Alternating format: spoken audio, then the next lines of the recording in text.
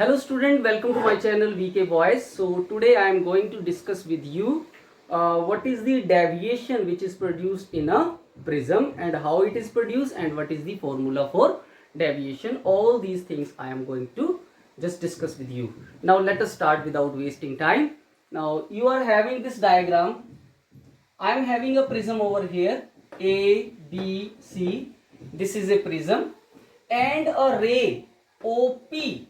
This ray O to P strike the prism at the face AB. Now you can see this ray is moving from air to glass. That means rarer medium to denser medium. Therefore it will bend toward the normal. So in place of moving from P to L, it will bend toward the normal. That means this is the normal. So it will bend toward this side. So the ray will travel in this direction P to Q, not P to L. So that is there. Now after reaching over the face AC, what will happen? The ray now is moving from denser medium to rarer medium. Therefore it will bend away from the normal. This is the normal and it will bend away. That means Q to R. So the ray will further deviate and it will move in this direction. Now this ray OP is a incident ray and the ray which is coming out of the prism, that is a emergent ray. So QR is a emergent ray. This is angle of incidence. I1 is the angle of incidence and I2 is the angle of emergence. Similarly, you are having two deviation. One deviation when the ray was moving from air to glass, deviation number 1, delta 1, and when the ray was moving from glass to air, second deviation, delta 2 is there. So the total deviation is the sum of this, delta 1 and delta 2, and it is represented. If I just draw QR in the backward direction, then it will meet over here M. So actually the ray should move in this direction, but it is moving in this direction. So this is the angle of deviation of the ray. This is the angle of deviation which we are to find, for which we are to find the relation. Now we will start finding the relation for the deviation. How we can find out? Let us start. Now as I told you that total deviation is delta. Now if I consider this triangle PMQ, in this triangle delta is a exterior angle and delta 1, delta 2 is interior opposite angle. And as per the geometry, you know, exterior angle is equal to sum of interior opposite angle. Here delta is exterior angle, delta 1 and delta 2 is interior opposite angle. Therefore delta, as I told you, exterior angle is sum of interior opposite angle, delta 1 plus delta 2, equation number 1. Now I have to find what is the value of delta 1, what is the value of delta 2. Now I can find the value from here. First of all, to find the value of delta 1, how I will find? Now you can see this angle is like this. You can see this angle is like this, this and this angle is like this. Here you are having, what is there? I1. But here what you are having? Here you are having delta 1, here you are having R1. So you know this angle and this angle, complete angle should be equal. That means I1 should be equal to delta 1 plus R1, which implies delta 1 is equal to I1 minus R1. So the value of delta 1 is I1 minus R1. Similarly, you can find the value of delta 2 from this. Here is, again you can use this angle. Again you will be having delta 2 is equal to I2 minus R2. Now substitute the value of delta 1 and delta 2 over here. This is the value of delta 1, this is the value of delta 2. I have substituted the value. Now taking I1 one side and R1 another side, you will be having I1 plus I2 minus R1 plus R2. So this is the value of delta. Delta, that means deviation is equal to I1 plus I2 minus R1 plus R2, that is there, that is the value. Now we will find some more concepts, some more angles. Now if you see, as I told you, this is normal, this is also normal, that means angle, this angle APN is 90 degree. Similarly, this is also normal, so angle AQN, this is also of 90 degree. Again I am telling you, this is normal, this is normal, therefore APN and AQN is 90 degree. Angle APN, angle AQN is equal to 90 degree. Now if I just see this quadrilateral APNQ, APNQ, you know, in a quadrilateral the sum of angles is always equal to 360 degree. Now out of 360 degree, two angles are of 90 degree, so that means 180 is less.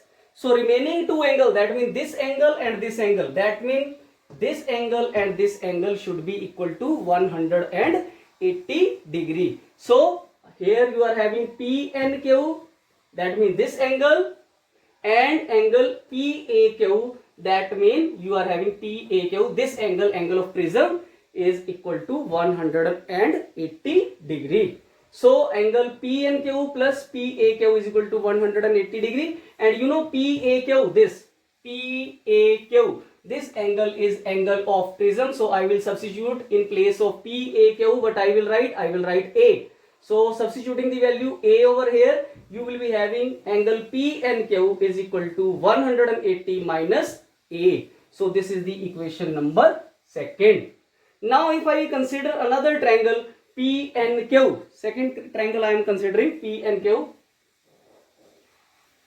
This triangle I am considering PNQ. You know, in a triangle sum of angle is equal to 180 degrees. So the total angle over here is this angle, that means R1 plus R2 plus this PNQ should be equal to 180 degree. So I have written over here this, you know how I have just got this value, you know, angle this PNQ plus R1 plus R2 is equal to 180 degree. Therefore PNQ will be equal to 180 minus R1 plus R2. 180 minus R1 plus R2. This is the equation number third.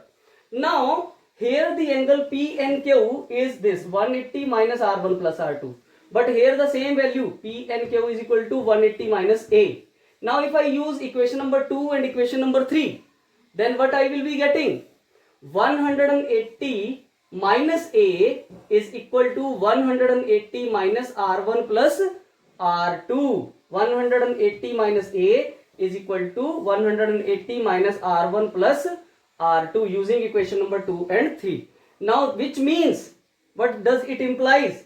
R1 plus R2 is equal to A. The value of R1 plus R2 is equal to angle of prism. Now if I substitute the value of R1 plus R2 here, see this equation.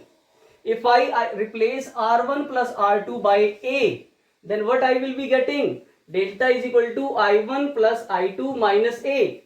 Delta is equal to I1 plus I2 minus A. This is the value. Or you can write I1 plus I2 is equal to A plus delta. So this is the equation for the deviation. This is very important result.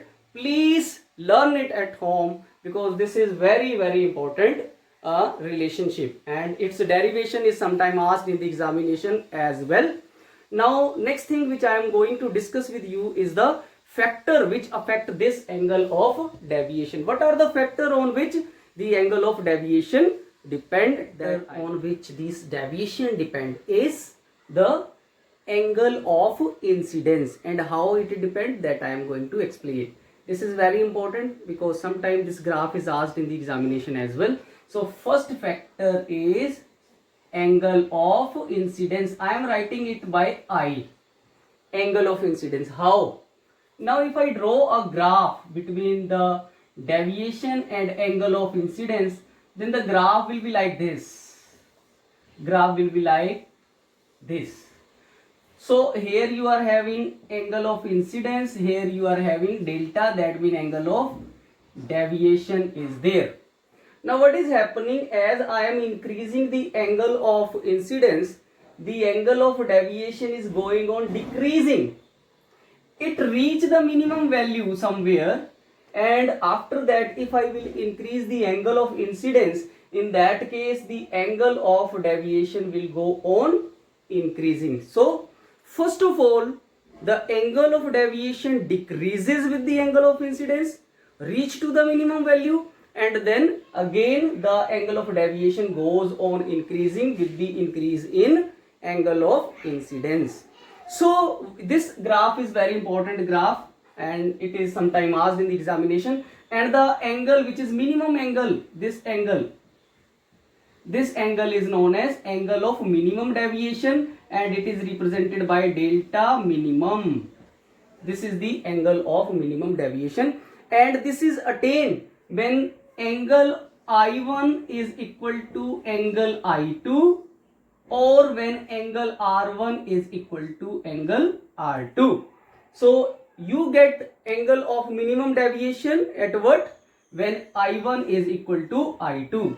Now if I use the equation which I was having in the beginning itself, you were having what? You were having I1 plus I2 is equal to how much it was there? It is equal to A plus delta. A plus delta. Now you can see I1 plus I2. I1 and I2 is I.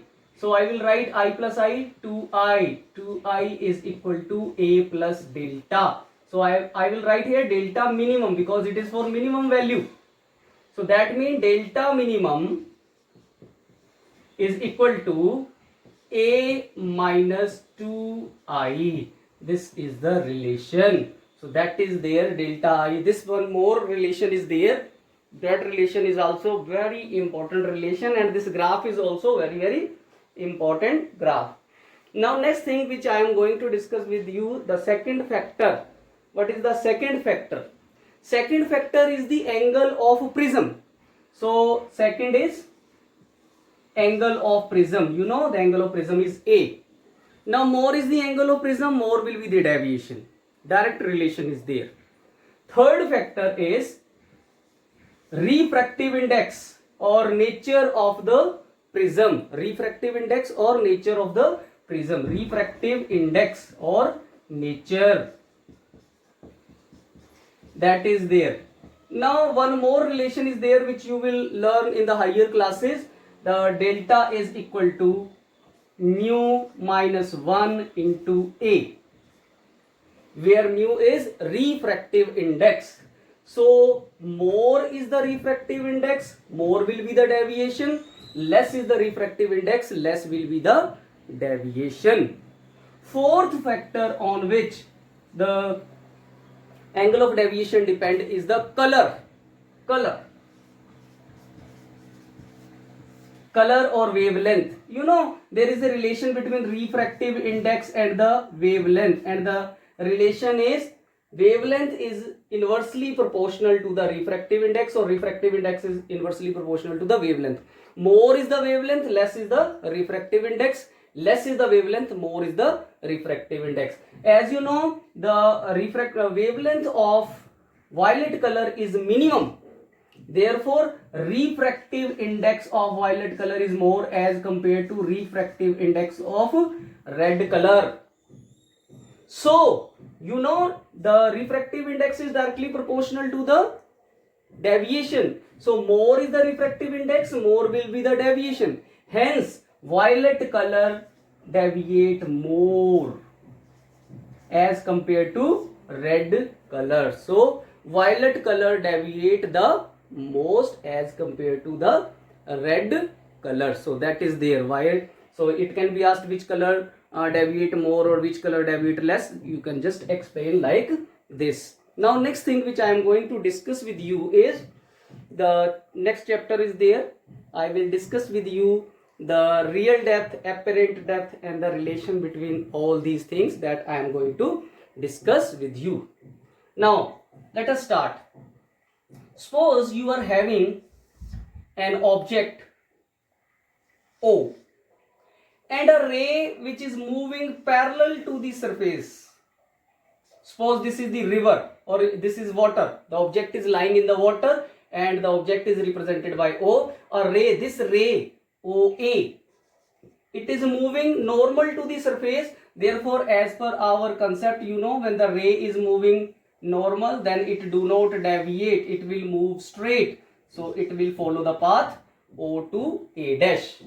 Now if you see this object obliquely, so then what will happen? You see, here I am drawing the normal over here, and this ray, suppose this is B, it strike the surface over here at B. Now it is moving from, suppose this is water and this is, suppose this is air. So it is moving from denser medium to rarer medium. Therefore it will bend away from the normal, it will bend like this. So if I just draw this ray in the backward direction like this, so then this ray will appear to come from point I. Actually object is over here, but it will appear at I because I is the virtual image of object O. Now from this figure, this is angle of incidence, this is angle of refraction. Now angle of incidence, angle of refraction. Now if I take these rays, if I just extend this in the downward direction, suppose this is N and suppose this is N dash. This AO, this ray AO and BN, or you can write BN dash over here. This is BN dash and that is BN. BN dash, this ray and this ray are parallel, and OB is a transversal. This ray and this ray, that means AO and BN dash is parallel and OB is a transversal. Therefore this angle should be equal to this angle. Now this angle is I, therefore this angle is also I. Now consider second thing. You are having this line A to I and B and dash, that means this line and this line, these are parallel and IC is a transversal. Therefore again if I apply the formula, this angle and this angle should be same. So since this is R, so this must be R. So this is there. Now if I take this triangle, right angle triangle, if I take this triangle ABO, if I take right angle triangle ABO, now here you can see this much A to B, this is perpendicular, and this is O to B, this is a hypotenuse, and this is base. I need only perpendicular and hypotenuse. So here this is the angle I and you are having perpendicular, and so sine of I from here, sine I, sine is what? Sine is perpendicular upon hypotenuse. Perpendicular upon hypotenuse. Here perpendicular is A to B, AB, and hypotenuse is OB. Similarly, if I take second triangle, this triangle ABI, in that case perpendicular is AB, but hypotenuse is BI. So BI is a hypotenuse again, but here the angle is R. So the value of sine R from which triangle? This triangle ABI, right angle triangle ABI, I. Sine of R is equal to, again, perpendicular upon hypotenuse. Perpendicular is AB and hypotenuse is B to I. So you can write BI over here. You are having sine I, you are having sine R. According to the law of refraction, refractive index of air with respect to medium will be equal to sine I upon sine R. Now the value of sine I is AB upon OB. So you can write AB upon OB divided by AB upon BI. That means BI upon AB. AB cancel. You will be getting BI upon OB. So this is there.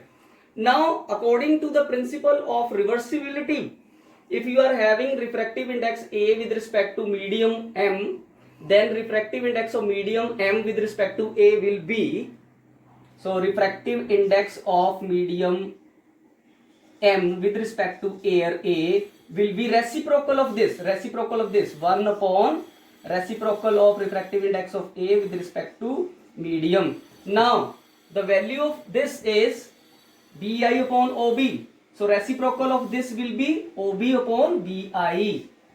OB upon BI over here. Also this B is close to A.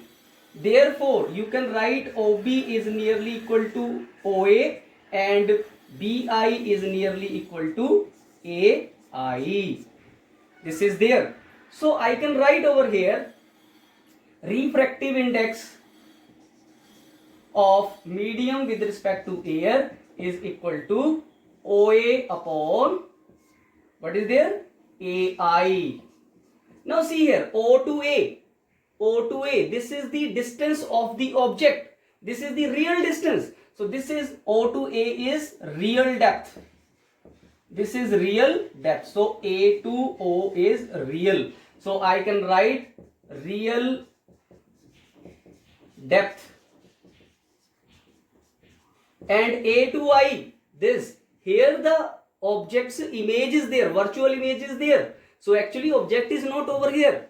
So this is not real, this is apparent. So this much A to I is apparent depth. So A to I is apparent depth. I will write apparent depth over here. So you are having refractive index of medium with respect to air is equal to real depth upon apparent depth. This is very important relation. If I just take this apparent depth over here, then what I will be getting, you see, then I will be getting, wait for a moment student, I will rub it, then I will show you, or I can write over here apparent depth is equal to real depth upon refractive index of medium with respect to air. This is very, very important. Sometimes what happens, apparent depth is asked in the numerical and refractive index and real depth is given to you. You can easily calculate by using this relation. That means apparent depth is equal to real depth upon refractive index of medium with respect to air. That is there. Student, wait for a moment, I will explain. Wait for a moment.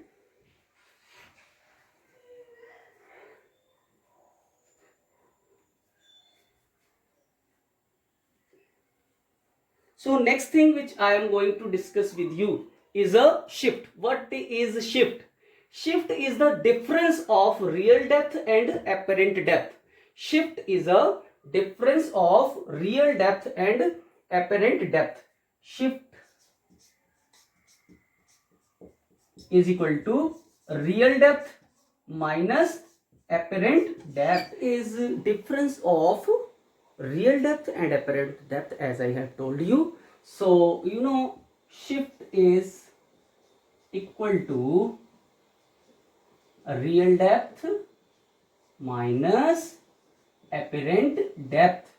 Now you know apparent depth is equal to, apparent depth, as I told you before also, apparent depth is equal to real depth by refractive index of medium with respect to air. Now if I substitute the value of apparent depth over here, then I will be getting real depth minus real depth upon refractive index of medium with respect to air. I have substituted the value of apparent depth over here. Taking real depth out, you will be getting 1 minus 1 upon refractive index of medium with respect to air. This is the value of shift. So this is the relationship for the shift. This is the relation for shift. Shift is equal to real depth into 1 minus 1 upon refractive index. Now next thing is, on what factor this shift depend? It depends upon various factors, and one factor is the refractive index. First factor on which the shift depends is refractive index. More is the refractive index, more is the shift. And second factor is the thickness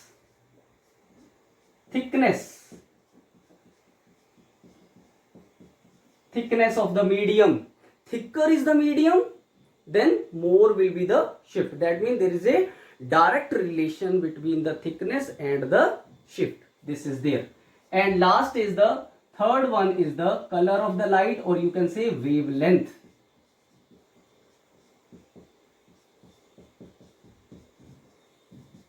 It has a reverse relation. More is the wavelength, lesser is the shift. Lesser is the wavelength, more is the shift. Because as I told you before also, there is a relationship between the wavelength and the refractive index, and the relation is inverse relation. Now the wavelength of violet color is less, therefore refractive index of violet color is more, hence shift of violet color is also more. So violet color has more shift as compared to red color. So that is there. So these three factors are there. These factors are there, wavelength, and so all these are the factor upon which the shift depends. Consequences of refraction of light. What are the consequences of refraction of light? First consequence is the twinkling of the star is due to refraction of light. How? Now you can see, suppose the star is over here. Now you know the refractive index of the air changes with the height, with the temperature. So you are having the changing refractive index, and you know the apparent position depend upon the refractive index. Refractive index is changing, therefore the apparent position of the star will also appear to be changing. Sometimes star will appear here, sometime it will appear here, sometime it will appear over here. So it will give the twinkling effect. Similarly, second consequence is sun appears few minutes before the actual sun rise. Now what happens? Now so suppose this is the earth and this is the atmosphere of the earth. This is the atmosphere of the earth, and sun is really, the sun is over here, suppose below the origin. This is the line which is origin. Sun is below the origin. When the ray of light will just touch the atmosphere, then it will bend. Due to bending, it will appear as if the rays are coming from this position. So this is the apparent position of the sun. Actually sun is below the origin, but it will appear above the origin. The same thing takes place during the sunset also. Actually the sun is below the origin, but it will appear above the origin. So 2 minutes difference is there, 2 minute difference is there. So total 4 minute difference is there. So this is also due to refraction of light. Next, as I have told you already, that water tank appears shallower, and if you are having printed letter, if you place the glass slab over it, the printed letter appears shallower. Even when you are suppose in the swimming pool, if you see your legs appear shorter. Why? It is due to refraction of light. Next and last is that when you are having a pencil, and if you put the pencil in the beaker containing water, the pencil appear bent. It is also due to refraction of light. So student, today I will just conclude over here. Up to this, I suppose everything is clear to you, and in the next video I will discuss some more concept based upon this phenomena. Again, I will request you, if you have not subscribed my channel, please subscribe it, because if you will subscribe, you will get the notification immediately. So thank you and have a marvelous day.